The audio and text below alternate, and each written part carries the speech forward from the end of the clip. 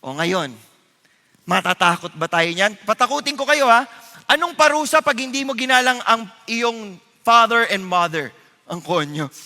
The eye that mocks a father and scorns a mother. Paano nyo ba minamak yung father or mother nyo with your eyes?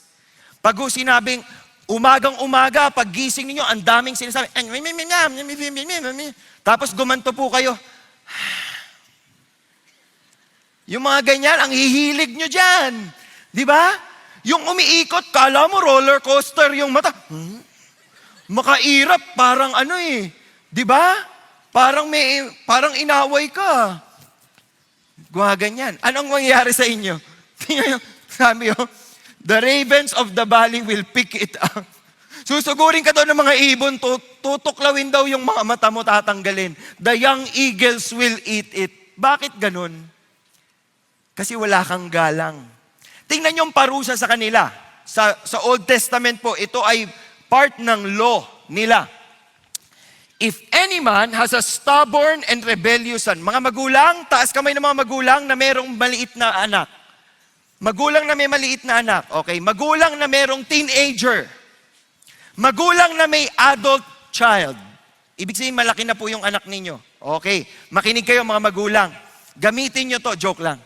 If any man has a stubborn and rebellious son who will not obey his father or his mother, and when they chastise him, he will not even listen to them. Anong ibig sabihin yan? Kunyari may pasaway kayong anak. Anak, huwag kang tumayo, huwag kang tumayo. Tumayo pa rin. Anak, sinabi ko na sa'yo, di ba? Huwag kang tatayo. Paluin ko yung hand mo. Akin na, bad boy. Bad boy. Tumayo pa rin. Anong gagawin?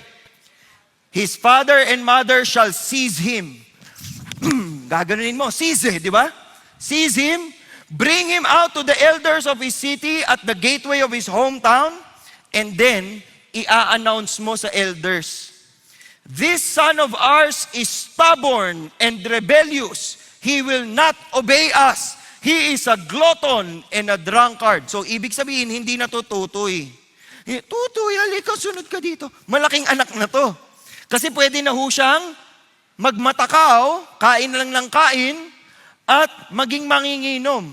Ibig sabihin, matanda na yung magulang nito. Hinila na ho nila yung anak nila. Wala kang pakinabang dito.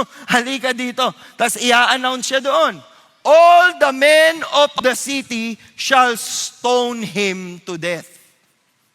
Babatuhin siya ng bato. Tapos babatuhin niya ng tinapay. Hindi, joke lang. Babatuhin siya ng bato hanggang siya'y mamatay.